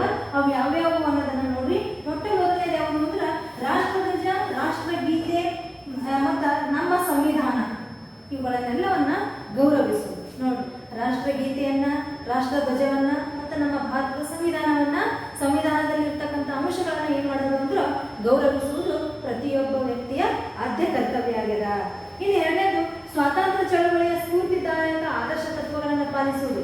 ನಮ್ಮ ಭಾರತಕ್ಕೆ ಸ್ವಾತಂತ್ರ್ಯ ಸಿಗುವುದಕ್ಕಿಂತ ಮೊದಲ ಸ್ವಾತಂತ್ರ್ಯ ಸಿಗಲಿ ಅನ್ನೋದಕ್ಕೆ ಉದ್ದೇಶಕ್ಕೋಸ್ಕರ ಹಲವಾರು ಜನರು ಹೋರಾಟ ಮಾಡ್ತಾರೆ. ಆ ಹೋರಾಟದ ಅವರ ತತ್ವಗಳನ್ನ, ಅವರ ಆದರ್ಶಗಳನ್ನ, ಅವರ ಹೋರಾಟದ ಪ್ರತಿಫಲಗಳನ್ನ ಏನ್ ಮಾಡಬೇಕು ಅಂದ್ರೆ ಎಲ್ಲರೂ ಪಾಲಿಸಲೇಬೇಕು. ಇನ್ನು ಭಾರತದ ಸಾರ್ವಭೌಮತೆ ಮತ್ತು ಏಕತೆ, ಭಾರತದ ಸಮಗ್ರತೆಯನ್ನು ಏನ್ ಮಾಡೋದು ಅಂದ್ರೆ ಕಾಪಾಡುವುದು, ರಕ್ಷಿಸುವುದು. ನಮ್ಮ ದೇಶ ಸಾರ್ವಭೌಮ ದೇಶ. ನಮ್ಮ ದೇಶದ ಏಕತೆಯನ್ನ, ಸಮಗ್ರತೆಯನ್ನ ಏನ್ ಮಾಡೋದು ಅಂದ್ರೆ ನಾವೆಲ್ಲರೂ ರಕ್ಷಣೆಯನ್ನ ಮಾಡೋದು. ಏಕತೆಗೆ ಧಕ್ಕೆ ಬರುವಂತ ಯಾವುದೇ ಕೆಲಸವನ್ನ ಮಾಡುವ ಹಾಗಿಲ್ಲ. ದೇಶದ ಸಮಗ್ರತೆಯನ್ನ ಕಾಪಾಡುವುದು, ರಕ್ಷಿಸುವುದು ಪ್ರತಿಯೊಬ್ಬ ವ್ಯಕ್ತಿ ಏನದ ಅಂದ್ರೆ ಆದ್ಯ ಕರ್ತವ್ಯ ಅದ. ನೆಕ್ಸ್ಟ್ ಅಂದ್ರೆ ಅಗತ್ಯ ಬಂದಾಗ ರಾಷ್ಟ್ರವನ್ನು ರಕ್ಷಿಸಿ ದೇಶದ ಸೇವೆ ಮಾಡಬೇಕು. ನೋಡಿ, ಒಂದೊಂದ್ಸಲ ತುರ್ತು ಪರಿಸ್ಥಿತಿ ಬಂದಿರ್ತಕ್ಕಂತಹ ಪರಿಸ್ಥಿತಿ ಬಂದಾಗ, ದೇಶಕ್ಕೆ ಏನಾದರೂ ಕಷ್ಟ ಬಂದಾಗ, ಅಗತ್ಯ ಬಿದ್ದಾಗ ಏನ್ ಮಾಡಬೇಕು ಅಂದ್ರೆ ದೇಶದ ರಕ್ಷಣೆಗೋಸ್ಕರ ದೇಶದ ಸೇವೆ ಮಾಡಲೇಬೇಕು. ಇನ್ನು ಭಾರತೀಯರಲ್ಲಿ ಸಾಮರಸ್ಯ, ಸಹೋದರತ್ವ ಭಾವನೆಯನ್ನು ಬೆಳೆಸಲು ಮಹಿಳೆಯರಲ್ಲಿ ಗೌರವಕ್ಕೆ ಭಂಗ ತರುವ ಆಚಾರಗಳನ್ನ ತ್ಯಜಿಸಬೇಕು. ನೋಡ್ರಿ, ಭಾರತದ ಸಂಸ್ಕೃತಿ ಬಹಳ ಉನ್ನತ ಮಟ್ಟದಲ್ಲಿರ್ತಕ್ಕಂಥ ಸಂಸ್ಕೃತಿ. ಅದಕ್ಕೋಸ್ಕರ ಭಾರತದಲ್ಲಿ ಸಾಮರಸ್ಯ ಮತ್ತು ಸಹೋದರತ್ವ ಭಾವನೆಯನ್ನು ಬೆಳೆಸುವ ಉದ್ದೇಶದಿಂದ ಮಹಿಳೆಯರ ಗೌರವಕ್ಕೆ ಧಕ್ಕೆ ತರುವಂತಹ ಆಚರಣೆಗಳು ಏನೆಲ್ಲ ಅವಲ್ಲ, ಅವುಗಳೆಲ್ಲ ಆಚರಣೆಗಳನ್ನೆಲ್ಲ ತ್ಯಜಿಸಬೇಕು. ಉದಾಹರಣೆಗೆ ದೇವದಾಸಿ ಪದ್ಧತಿ, ಸತಿ ಸಹಗಮನ ಪದ್ಧತಿ, ಬಾಲ್ಯ ವಿವಾಹ ಪದ್ಧತಿ, ಇವೆಲ್ಲ ಏನ್ ಮಾಡಬೇಕು ಅಂದ್ರೆ ಆದಷ್ಟು ತ್ಯಜಿಸುವಂತಹ ಪ್ರಯತ್ನವನ್ನ ಮಾಡಬೇಕು. ನೆಕ್ಸ್ಟ್ ನಮ್ಮ ಸಂಘಟಿತ ಸಂಸ್ಕೃತಿಯ ಪರಂಪರೆ. ನೋಡಿ, ನಮ್ಮ ದೇಶದ ಸಂಸ್ಕೃತಿ ಮತ್ತು ಪರಂಪರೆಗಳನ್ನ ಏನ್ ಮಾಡಬೇಕು ಅಂದ್ರೆ ಅವುಗಳಿಗೆ ಮರ್ಯಾದೆ ಕೊಡಬೇಕು, ಅವುಗಳನ್ನ ಕಾಪಾಡಬೇಕು. ನೆಕ್ಸ್ಟ್ ಅರಣ್ಯಗಳು, ಸರೋವರಗಳು, ನದಿಗಳು, ವನ್ಯ ಮೃಗಗಳು ಇವೆಲ್ಲ ಸೇರಿದಂತೆ ಪ್ರಾಕೃತಿಕ ಪರಿಸರವನ್ನ ರಕ್ಷಿಸಬೇಕು. ಅವುಗಳನ್ನ ಆದಷ್ಟು ಬೆಳವಣಿಗೆಯನ್ನ ಮಾಡಬೇಕು, ಅಭಿವೃದ್ಧಿಯನ್ನ ಪಡಿಸಬೇಕು. ಜೀವಂತ ಪ್ರಾಣಿಗಳಿಗೆ ಅನುಕಂಪವನ್ನು ತೋರಿಸಬೇಕು. ಪ್ರಾಣಿಗಳ ಹತ್ಯೆಯನ್ನ ಮಾಡುವಾಗಿಲ್ಲ, ಪರಿಸರವನ್ನ ಹಾಳು ಮಾಡುವ ಹಾಗಿಲ್ಲ. ಇನ್ನು ವೈಜ್ಞಾನಿಕ ಹಾಗೂ ಮಾನವೀಯತೆ ಗುಣಗಳ ವಿಚಾರಣಾ ಹಾಗೂ ಸುಧಾರಣಾ ಭಾವನೆಯನ್ನು ಬೆಳೆಸ್ಕೊಳ್ಬೇಕು. ಅಂದ್ರ ವೈಜ್ಞಾನಿಕತೆ ಬೆಳವಣಿಗೆ ಆಗ್ಬೇಕು ನಮ್ಮ ದೇಶದಲ್ಲಿ, ಮಾನವೀಯತೆ ಉನ್ನತ ಮಟ್ಟದಲ್ಲಿ ಬೆಳವಣಿಗೆ ಆಗಬೇಕು ಮತ್ತು ಉತ್ತಮ ವಿಚಾರಗಳಿಗೆ ಸ್ಪಂದನೆ ಸಿಗಬೇಕು. ಇಂತಹ ಒಳ್ಳೆಯ ಸುಧಾರಣಾ ಮನೋಭಾವನೆಯನ್ನು ಎಲ್ಲರೂ ಬೆಳೆಸ್ಕೊಳ್ಬೇಕು. ನೆಕ್ಸ್ಟ್ ಸಾರ್ವಜನಿಕ ಆಸ್ತಿಯನ್ನ ಕಾಪಾಡಬೇಕು. ಇದನ್ನ ನಮ್ದು ಏನು ಆಸ್ತಿ ಅಂತೇಳಿ ಅಸಡ್ಡೆ ಮಾಡಿ ಅದನ್ನ ಹಾಳು ಮಾಡುವಂತ ಪ್ರಯತ್ನ ಮಾಡುವ ಹಾಗಿಲ್ಲ. ಸಾರ್ವಜನಿಕ ಆಸ್ತಿ ನಮ್ಮೆಲ್ಲರ ಆಸ್ತಿ, ಅದು ನಮ್ಮ ಸ್ವಂತ ಆಸ್ತಿ. ಹಾಗೆ ಏನ್ ಮಾಡಬೇಕು, ಅದನ್ನ ರಕ್ಷಣೆಯನ್ನ ಮಾಡಬೇಕು. ಹಿಂಸೆಯ ಮಾರ್ಗವನ್ನ ತ್ಯಜಿಸಬೇಕು. ಹಿಂಸೆಯನ್ನ ಮಾಡುವ ವೃತ್ತಿಯನ್ನ ಬಿಟ್ಟು ಹಿಂಸಾ ಮಾರ್ಗವನ್ನ ತ್ಯಜಿಸಿ ಒಳ್ಳೆಯ ನಡತೆಯನ್ನ ಏನ್ ಮಾಡಬೇಕು ಅಂದ್ರೆ ಅಳವಡಿಕೆ ಮಾಡಿಕೊಳ್ಳಬೇಕು. ವ್ಯಕ್ತಿ ಹಾಗೂ ಸಾಮೂಹಿಕ ಚಟುವಟಿಕೆಗಳಲ್ಲಿ ಪ್ರಾವೀಣ್ಯತೆಯನ್ನು ಪ್ರದರ್ಶಿಸಿ ರಾಷ್ಟ್ರದ ಪ್ರಗತಿಗೆ ಶ್ರಮವನ್ನು ವಹಿಸಬೇಕು. ವ್ಯಕ್ತಿಯ ಪ್ರಾವೀಣ್ಯತೆ, ವ್ಯಕ್ತಿಯಲ್ಲಿರ್ತಕ್ಕಂತಹ ಸಾಮೂಹಿಕ ಚಟುವಟಿಕೆಗಳನ್ನ, ಅಲ್ಲಿ ವ್ಯಕ್ತಿಯಲ್ಲಿ ಅಥವಾ ಸಮೂಹದಲ್ಲಿರ್ತಕ್ಕಂತಹ ಒಂದು ಉನ್ನತ ಮಟ್ಟದ ಪ್ರಾವೀಣ್ಯತೆಯನ್ನು ಹೊರಗೆಳಿಬೇಕು. ದೇಶದ ಪ್ರಗತಿಗೆ ಶ್ರಮವನ್ನು ವಹಿಸಬೇಕು. ಇವು 10 ಮೂಲಭೂತ ಹಕ್ಕುಗಳಾದವು. 1976 42ನೇ ತಿದ್ದುಪಡಿ ಮಾಡಿ 10 ಮೂಲಭೂತ ಹಕ್ಕುಗಳನ್ನು ಇಡಲಾಗಿತ್ತು. ನಂತರ ಬಂದಿರತಕ್ಕಂಥ 2002ರಲ್ಲಿ 86ನೇ ತಿದ್ದುಪಡಿ ಮಾಡಿ 11ನೇ ಮೂಲಭೂತ ಹಕ್ಕು ಇಡಲಾಯಿತು. ಅದು ಯಾವುದು ಅಂದ್ರೆ ಪ್ರತಿಯೊಬ್ಬ ತಂದೆ ತಾಯಿ ಅಥವಾ ಪೋಷಕರು ಏನ್ ಮಾಡ್ಬೇಕು ಅಂದ್ರೆ 6ರಿಂದ 14 ವರ್ಷದ ವಯಸ್ಸಿನ ಒಳಗಿನ ಎಲ್ಲಾ ಮಗುವಿಗೆ ಏನ್ ಮಾಡ್ಬೇಕು ಅಂದ್ರೆ ಕಡ್ಡಾಯವಾಗಿ ಶಿಕ್ಷಣಕ್ಕೆ ಅವಕಾಶವನ್ನ ಮಾಡಿಕೊಡ್ಬೇಕು ಅಂತೇಳಿ ಇದು 11ನೇ ಮೂಲಭೂತ ಕರ್ತವ್ಯ. ಮೂಲಭೂತ ಕರ್ತವ್ಯಗಳಿರುವಂತೆ ಮೂಲಭೂತ ಹಕ್ಕುಗಳಿರುವಂತೆ ಕರ್ತವ್ಯಗಳಿಗೆ ನ್ಯಾಯಾಲಯದಲ್ಲಿ ರಕ್ಷಣೆ ಇರುವುದಿಲ್ಲ. ನೋಡ್ರಿ, ನೀವು ಮೂಲಭೂತ ಹಕ್ಕುಗಳು ಏನಾರ ಉಲ್ಲಂಘನೆ ಆದವು ಅಂದ್ರೆ ನೀವು ಸೀದಾ ಏನ್ ಮಾಡ್ಬೇಕು ಅಂದ್ರೆ ನ್ಯಾಯಾಲಯಕ್ಕೆ ಹೋಗಿ ನಿಮ್ಮ ಹಕ್ಕುಗಳನ್ನ ಪಡ್ಕೋಬಹುದು. ಆದ್ರ ಮೂಲಭೂತ ಕರ್ತವ್ಯಗಳಿಗೆ ಯಾವುದೇ ನ್ಯಾಯಾಲಯದಲ್ಲಿ ಕೇಳುವ ಹಾಗಿಲ್ಲ. ನಿಮ್ಮಿಚ್ಛೆ ಈ ಕರ್ತವ್ಯಗಳನ್ನ ಪಾಲಿಸಬೇಕು ಅಂತ ಮಾನವೀಯತೆ ದೃಷ್ಟಿಯಿಂದ ಪಾಲಿಸಿದ್ರೆ ಪಾಲಿಸ್ರಿ, ಆದ್ರ ಪಾಲಿಸದೆ ಹೋದ್ರೆ ಪರವಾಗಿಲ್ಲ. ಈ ಮೂಲಭೂತ ಕರ್ತವ್ಯಗಳಿಗೆ ಧಕ್ಕೆ ತರುವಂತಹ, ಭಂಗ ಉಂಟು ಮಾಡುವಂತಹ ಕೆಲಸಗಳನ್ನ ಮಾಡುವ ಹಾಗಿಲ್ಲ. ಇವುಗಳನ್ನ ಏನ್ ಮಾಡುವ ಹಾಗಿಲ್ಲ ಅಂದ್ರ ಉದ್ದೇಶಪೂರ್ವಕವಾಗಿ ಇವು ಹಕ್ಕುಗಳನ್ನ ತ್ಯಜಿಸುವ ಹಾಗಿಲ್ಲ ಅಂತ ಹೇಳಿ ಸಂವಿಧಾನದಲ್ಲಿ ಹೇಳಲಾಗಿದೆ. ಇನ್ನು ಕೊನೆಯದಾಗಿ ರಾಜ್ಯ ನಿರ್ದೇಶಕ ತತ್ವಗಳು. ಇವು ರಾಜ್ಯಕ್ಕೆ ಅಂದ್ರೆ ದೇಶಕ್ಕೆ ನಿರ್ದೇಶನವನ್ನ ನೀಡ್ತವ. ಬಹಳಷ್ಟು ಪ್ರಮುಖವಾಗಿರ್ತಕ್ಕಂತಹ ತತ್ವಗಳು ಇವು. ಸುಖಿ ರಾಜ್ಯದ ಸ್ಥಾಪನೆಗೋಸ್ಕರ ಒಂದು ದೇಶ ಸುಖಿ ರಾಜ್ಯ ಆಗಬೇಕು ಅಂದ್ರೆ ಏನು? ಸುಖಿ ರಾಜ್ಯ ಅಂದ್ರೆ ಏನಂದ್ರೆ ಲಾಸ್ಟ್ ಕ್ಲಾಸ್ ನಿಮ್ಗೆ ಹೇಳಿ, ಪ್ರತಿಯೊಂದು ಸಮಾಜದಲ್ಲಿ ಧಾರ್ಮಿಕವಾಗಿ, ಸಾಮಾಜಿಕವಾಗಿ, ಆರ್ಥಿಕವಾಗಿ, ರಾಜಕೀಯವಾಗಿ ಸುಸಂಬದ್ಧವಾಗಿ ಉತ್ತಮ ಜೀವನ ಮಟ್ಟ ನಡಿತು ಅಂದ್ರೆ ಅದೇ ಸುಖಿ ರಾಜ್ಯ. ಅಲ್ಲಿರ್ತಕ್ಕಂಥ ಜನರು ಎಲ್ಲಾ ರೀತಿಯಿಂದ ಸಂತೋಷದಿಂದ ಬದುಕನ್ನು ನಡೆಸ್ತಾ ಇದ್ರು ಅಂದ್ರೆ ಅದೇ ಸುಖಿ ರಾಜ್ಯ. ಆ ಸುಖಿ ರಾಜ್ಯ ಆಗ್ಬೇಕು ಅಂದ್ರೆ ಅದಕ್ಕೆ ಏನ್ ಬೇಕು ಅಂದ್ರೆ ರಾಜ್ಯ ನಿರ್ದೇಶಕ ತತ್ವಗಳು ಬೇಕು ಅಂತ ಹೇಳಿ ಹೇಳ್ತಾರ. ಈ ರಾಜ್ಯ ನಿರ್ದೇಶಕ ತತ್ವಗಳನ್ನ ಐರಿಷ್ ಎನ್ನುವಂತ ಸಂವಿಧಾನದಿಂದ, ಐರಿಷ್ ದೇಶದ ಸಂವಿಧಾನದಿಂದ ಏನ್ ಮಾಡಲಾಯಿತು ಅಂದ್ರೆ ಇದನ್ನ ಎರವಲು ಪಡೆಯಲಾಯಿತು. ಆ ಸಂವಿಧಾನದಲ್ಲಿರ್ತಕ್ಕಂಥ ಐರಿಷ್ ದೇಶದ ಸಂವಿಧಾನದಲ್ಲಿರ್ತಕ್ಕಂಥ ರಾಜ್ಯ ನಿರ್ದೇಶಕ ತತ್ವಗಳನ್ನ ನೋಡಿ ಅವುಗಳನ್ನ ನಮ್ಮ ಸಂವಿಧಾನದಲ್ಲಿ ಅಳವಡಿಕೆ ಮಾಡಿಕೊಳ್ಳಲಾಗಿದೆ. ಇಲ್ಲಿ ಸರ್ಕಾರವು ಪ್ರಜೆಗಳಿಗೆ ಆರ್ಥಿಕ, ಸಾಮಾಜಿಕ, ರಾಜಕೀಯ ನ್ಯಾಯ ಕೊಡುವ ಉದ್ದೇಶವೇ ಈ ರಾಜ್ಯ ನಿರ್ದೇಶಕ ತತ್ವಗಳ ಉದ್ದೇಶ. ಸಾಮಾಜಿಕವಾಗಿ, ಆರ್ಥಿಕವಾಗಿ ಅವುಗಳಿಗೆ ಜನರಿಗೆ ನ್ಯಾಯವನ್ನು ಒದಗಿಸಿಕೊಡುವುದೇ ಇದು ಉದ್ದೇಶ. ಇಲ್ಲಿ ಗಾಂಧೀಜಿಯವರ ಆದರ್ಶಗಳನ್ನ, ಗಾಂಧೀಜಿಯವರ ವಿಚಾರಗಳನ್ನ, ಗಾಂಧೀಜಿಯವರ ಆದರ್ಶಗಳನ್ನ ಆಧರಿಸಿಕೊಂಡು ಈ ತತ್ವಗಳೇನಾಗಿರುವ ಅಂದ್ರ ರೂಪುಗೊಂಡವ. ಇಲ್ಲಿ ಯಾವುದೇ ಪಕ್ಷವಾಗಲಿ, ಯಾವುದೇ ವ್ಯಕ್ತಿಯಾಗಲಿ ಅಧಿಕಾರಕ್ಕೆ ಬಂದ್ರು ನೋಡಿ, ಒಂದು ದೇಶದಾಗ, ಒಂದು ರಾಜ್ಯದಾಗ ಯಾವ ವ್ಯಕ್ತಿಯರೇ ಅಧಿಕಾರಕ್ಕೆ ಬರಲಿ, ಯಾವ ಪಕ್ಷರೇ ಅಧಿಕಾರಕ್ಕೆ ಬರಲಿ, ಯಾರೇ ಅಧಿಕಾರಕ್ಕೆ ಬರಲಿ, ಆದ್ರ ಈ ರಾಜ್ಯ ನಿರ್ದೇಶಕ ತತ್ವಗಳನ್ನ ಗಮನದಲ್ಲಿಟ್ಟುಕೊಂಡೇ ಏನ್ ಮಾಡ್ಬೇಕು ಅಂದ್ರ ಅವರು ಆಡಳಿತವನ್ನ ನಡೆಸಬೇಕಾಗ್ತದ. ಅಂದ್ರ ಆದಷ್ಟು ಸರ್ಕಾರ ಏನ್ ಮಾಡ್ಬೇಕು ಅಂದ್ರ ಈ ಒಂದು ರಾಜ್ಯ ನಿರ್ದೇಶಕ ತತ್ವಗಳನ್ನ ಮಾರ್ಗಸೂಚಿ ತತ್ವಗಳಾಗಿ ತಮ್ಮ ಆಡಳಿತದಲ್ಲಿ ಇವುಗಳನ್ನ ಏನ್ ಮಾಡ್ಕೋಬೇಕು ಅಂದ್ರೆ ಅನ್ವಯ ಮಾಡ್ಕೋಬೇಕು. ಸುಖಿ ರಾಜ್ಯದ ಸ್ಥಾಪನೆಗೆ ಇದು ಕಾರಣ ಆಗ್ತದ. ರಾಜ್ಯ ನಿರ್ದೇಶಕ ತತ್ವಗಳನ್ನ ಸಂವಿಧಾನದ 4ನೇ ಭಾಗದಲ್ಲಿ ಏನ್ ಮಾಡಲಾಯಿತು ಅಂದ್ರೆ ಅಳವಡಿಕೆ ಮಾಡಿಕೊಳ್ಳಲಾಗಿದೆ. ಐರಿಷ್ ಸಂವಿಧಾನದಿಂದ ಇದನ್ನ ಎರವಲು ಪಡೆಯಲಾಗಿದೆ. ಇಲ್ಲಿ ಯಾವ್ಯಾವ ನೋಡಿ ರಾಜ್ಯ ನಿರ್ದೇಶಕ ತತ್ವಗಳನ್ನ ಹೆಂಗಿರ್ತಾವಂದ್ರ ಎಲ್ಲರಿಗೂ ಜೀವನೋಪಾಯದ ಸೌಲಭ್ಯ ಒದಗಿಸುವುದು. ನೋಡ್ರಿ, ಎಲ್ಲಾ ಪೌರರಿಗೂ, ಪೌರ ಅಂದ್ರೆ ಒಂದು ದೇಶದ ಪ್ರಜೆ, ಎಲ್ಲಾ ದೇಶದ ಪ್ರಜೆಗೂ ಜೀವನೋಪಾಯಕ್ಕೆ ಬೇಕಾಗಿರ್ತಕ್ಕಂಥ ಸೌಲಭ್ಯವನ್ನು ಒದಗಿಸಬೇಕು. ಮತ್ತ ಸಮುದಾಯದಿಂದ ಸಂಪತ್ತು ಮತ್ತು ಉತ್ಪಾದನಾ ಸಾಧನಗಳ, ನೋಡ್ರಿ, ದೇಶದಲ್ಲಿರ್ತಕ್ಕಂಥ ಸಂಪತ್ತು ಅಥವಾ ಉತ್ಪಾದನೆ ಮಾಡಿರುವಂತಹ ಸಾಧನಗಳು ಒಂದಷ್ಟು ಜನರ ಸೊತ್ತಾಗಬಾರ್ದು. ಸಮಾಜದಲ್ಲಿ ಎಲ್ಲರಿಗೂ, ದೇಶದಲ್ಲಿ ಎಲ್ಲರಿಗೂ ಏನಾಗಬೇಕು ಅಂದ್ರೆ ಅವುಗಳು ಹಂಚಿಕೆ ಆಗಬೇಕು. ಮತ್ತ ಸ್ತ್ರೀ ಪುರುಷರೆಲ್ಲರಿಗೂ ಸಮಾನ ಕೆಲಸಕ್ಕೆ ಸಮಾನ ವೇತನ. ನೋಡ್ರಿ, ಪ್ರತಿಯೊಬ್ಬ ಸ್ತ್ರೀ ಆಗಿರ್ಬೋದು, ಪುರುಷ ಆಗಿರ್ಬೋದು, ಅವರು ಪ್ರತಿಯೊಬ್ಬರು ಏನಾರ ಅಂದ್ರೆ ಈ ದೇಶದ ಪ್ರಜೆ ಅಲ್ಲ, ಅವರಿಗೆ ಪ್ರತಿಯೊಬ್ಬರಿಗೂ, ಸ್ತ್ರೀ ಆಗಿರ್ಬೋದು ಪುರುಷರಿಗೂ ಸಮಾನ ಕೆಲಸಕ್ಕೆ ಸಮಾನವಾಗಿರ್ತಕ್ಕಂಥ ವೇತನವನ್ನು ಅವರಿಗೆ ಏನ್ ಮಾಡಬೇಕು ಅಂದ್ರೆ ನೀಡಬೇಕು. ವೃದ್ಧರು, ರೋಗಿಗಳು ಮತ್ತು ದುರ್ಬಲರಿಗೂ, ಅಸಮರ್ಥರಿಗೆ ಎಲ್ಲರಿಗೂ ಏನ್ ಮಾಡಬೇಕು ಅಂದ್ರೆ ಸಹಾಯಧನವನ್ನ ನೀಡಬೇಕು. ಮತ್ತ ದೇಶದಾದ್ಯಂತ ಒಂದೇ ರೂಪದ ಕಾನೂನನ್ನ ಜಾರಿಗೆ ತರಬೇಕು. ಒಂದೇ ರೀತಿಯಾಗಿರ್ತಕ್ಕಂಥ ಕಾನೂನು ದೇಶದಾದ್ಯಂತ ಜಾರಿಯಾಗಿರಬೇಕು. 6 ವರ್ಷದವರೆಗಿನ ಎಲ್ಲಾ ಮಕ್ಕಳಿಗೆ ಬಾಲ್ಯ ಪೋಷಣ ಅಂದ್ರ ನೋಡಿ, ಚಿಕ್ಕ ವಯಸ್ಸಿನಲ್ಲಿ ಬೇಕಾಗಿರ್ತಕ್ಕಂಥ ಬಾಲ್ಯ ಪೋಷಣೆ ಮತ್ತು ಶಾಲೆಗೆ ಬರುವುದಕ್ಕಿಂತ ಮುಂಚಿನ ಶಿಕ್ಷಣವನ್ನು ಅವ್ರಿಗೆ ಏನ್ ಮಾಡಬೇಕು ಅಂದ್ರೆ ಸಿಗುವಂತಾಗಬೇಕು. ಮತ್ತ ಐತಿಹಾಸಿಕ ಸ್ಮಾರಕಗಳನ್ನ ಸ್ಥಳಗಳನ್ನ ಏನ್ ಮಾಡಬೇಕು ಅಂದ್ರೆ ರಕ್ಷಣೆಯನ್ನ ಮಾಡಬೇಕು. ಐತಿಹಾಸಿಕವಾಗಿ ಹಿಂದಿನ ಕಾಲದಲ್ಲಿ ನಿರ್ಮಿತವಾಗಿರ್ತಕ್ಕಂತಹ ಇತಿಹಾಸದ ರೂಪುಗಳಾಗಿರ್ತಕ್ಕಂತಹ ಸ್ಮಾರಕಗಳನ್ನ ರಕ್ಷಣೆಯನ್ನ ಮಾಡಬೇಕು. ನ್ಯಾಯಾಂಗವನ್ನ ಸ್ವತಂತ್ರಗೊಳಿಸಬೇಕು. ಅಂದ್ರೆ ಮೊದಲೇ ನ್ಯಾಯಾಂಗ ಏನಂದ್ರೆ ಸ್ವತಂತ್ರವಾಗಿ ಆದಷ್ಟು ನ್ಯಾಯಾಂಗದಲ್ಲಿ ಯಾವುದೇ ಶಾಸಕಾಂಗ ಮತ್ತು ಕಾರ್ಯಾಂಗವನ್ನ ಹಸ್ತಕ್ಷೇಪ ಮಾಡುವುದಕ್ಕೆ ಬಿಡಬಾರ್ದು. ಇನ್ನು ಅಂತಾರಾಷ್ಟ್ರೀಯ ವಿದೇಶಿ ನಿಯಮ ನೀತಿಗಳನ್ನ ಕಾಪಾಡಬೇಕು, ಭದ್ರತೆಯನ್ನ ಕಾಪಾಡಬೇಕು, ವಿಶ್ವದಲ್ಲಿರ್ತಕ್ಕಂಥ ಕಾನೂನುಗಳನ್ನ ಗೌರವಿಸಬೇಕು. ಇದು ಇನ್ನೊಂದು ಗ್ರಾಮ ಪಂಚಾಯತಿಯನ್ನ ಸ್ಥಾಪಿಸುವುದು. ಗ್ರಾಮಗಳ ಅಭಿವೃದ್ಧಿಗಾಗಿ ಗ್ರಾಮ ಪಂಚಾಯತಿಗಳನ್ನ ಸ್ಥಾಪನೆ ಮಾಡೋದು. ಸಣ್ಣ ಸಣ್ಣ ಕೈಗಾರಿಕೆಗಳನ್ನ, ಗುಡಿ ಕೈಗಾರಿಕೆಗಳನ್ನ ಗ್ರಾಮಗಳಲ್ಲಿ ಏನ್ ಮಾಡಬೇಕು ಅಂದ್ರೆ ಪ್ರೋತ್ಸಾಹ ಮಾಡಬೇಕು. ಕೃಷಿ ಮತ್ತು ಪಶು ಸಂಗೋಪನೆಯನ್ನ ಅಭಿವೃದ್ಧಿಪಡಿಸಬೇಕು. ಮತ್ತ ಪಾನ ನಿಷೇಧವನ್ನ ಜಾರಿಗೆ ತರುವುದು. ವೈಜ್ಞಾನಿಕ ಆಧಾರದ ಮೇಲೆ ಬೇಸಾಯವನ್ನ ಅಭಿವೃದ್ಧಿಪಡಿಸಬೇಕು.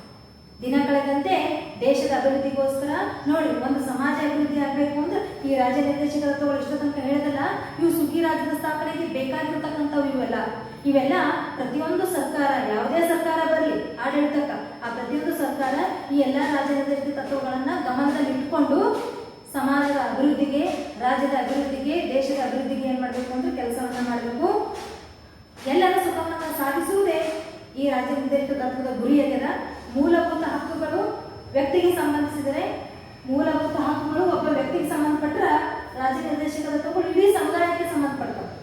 ಮೂಲಭೂತ ಹಕ್ಕುಗಳು ವ್ಯಕ್ತಿಗೆ ಸಂಬಂಧಪಟ್ಟರೆ ಇವು ಇಡೀ ಸಮುದಾಯಕ್ಕೆ ಏನ್ ಮಾಡ್ತಾವ ಅಂದ್ರೆ ಸಮುದಾಯದ ಹಿತದೃಷ್ಟಿಯನ್ನ ಕಾಪಾಡುವುದಕ್ಕೋಸ್ಕರ ತಯಾರಾಗಿರ್ತಕ್ಕಂಥವು. ಭಾರತದ ಸರ್ವಾಂಗೀಣ ಅಭಿವೃದ್ಧಿಗೆ, ಭಾರತ ಸಂಪೂರ್ಣವಾಗಿ ಅಭಿವೃದ್ಧಿ ಮಾಡಬೇಕು ಅಂದ್ರೆ ಈ ರಾಜ್ಯ ನಿರ್ದೇಶಕ ತತ್ವಗಳನ್ನ ಪ್ರತಿಯೊಂದು ಕೇಂದ್ರ ಸರ್ಕಾರ ಆಗಿರ್ಬೋದು, ರಾಜ್ಯ ಸರ್ಕಾರ ಆಗಿರ್ಬೋದು, ಈ ರಾಜ್ಯ ನಿರ್ದೇಶಕ ತತ್ವಗಳನ್ನ ಏನ್ ಮಾಡ್ಕೋಬೇಕು ಅಂದ್ರೆ ತಮ್ಮ ಆಳ್ವಿಕೆಯಲ್ಲಿ ಅಳವಡಿಕೆಯನ್ನ ಮಾಡಿಕೊಂಡ್ರೆ ಉತ್ತಮ ಸಮಾಜದ, ಉತ್ತಮ ರಾಜ್ಯದ, ಉತ್ತಮ ದೇಶದ ನಿರ್ಮಾಣಕ್ಕೆ ಏನ್ ಮಾಡ್ತದೆ ಅಂದ್ರೆ ಸಹಾಯ ಆಗ್ತದೆ ಅಂತ ಹೇಳ್ಬೋದು. ಇದು ಇವತ್ತಿಗೆ ಏನಾಗ್ತದೆ, ನಮ್ಮ ಸಂವಿಧಾನ ಪಾಠ ಮುಕ್ತಾಯ ಆಗ್ತದ. ಈ ಸಂವಿಧಾನ ಪಾಠದಲ್ಲಿ ಬಹಳಷ್ಟು ಪ್ರಮುಖ ಅಂಶಗಳನ್ನ ತಿಳ್ಕೊಂಡಿರ್ಬೋದು. ಅವುಗಳನ್ನ ಒಂದ್ ಕಡೆಗೆ ಸಪ್ರೇಟ್ ಆಗಿ ಬರ್ಕೊಂಡು ಅವುಗಳನ್ನ ಓದೋ ಪ್ರಯತ್ನ ಮಾಡ್ರಿ. ಏನು ಅಂದ್ರ ನಮ್ಮ ಸಂವಿಧಾನದ ಲಕ್ಷಣಗಳನ್ನ ಬರೀರಿ ಒಂದ್ ಕಡೆ ರಫ್ನಲ್ಲಿ, ಮತ್ತ ಮೂಲಭೂತ ಹಕ್ಕುಗಳನ್ನ, ಮೂಲಭೂತ ಕರ್ತವ್ಯಗಳನ್ನ, ರಾಜ್ಯ ನಿರ್ದೇಶಕ ತತ್ವಗಳನ್ನ ಒಂದ್ ಕಡೆ ಬರ್ದು ಏನ್ ಮಾಡ್ರಿ ಅಂದ್ರ ಓದ್ರಿ. ಮತ್ತ ಬುಕ್ಕಿನ ಈ ಪಾಠದ ಹಿಂದೆಗಳ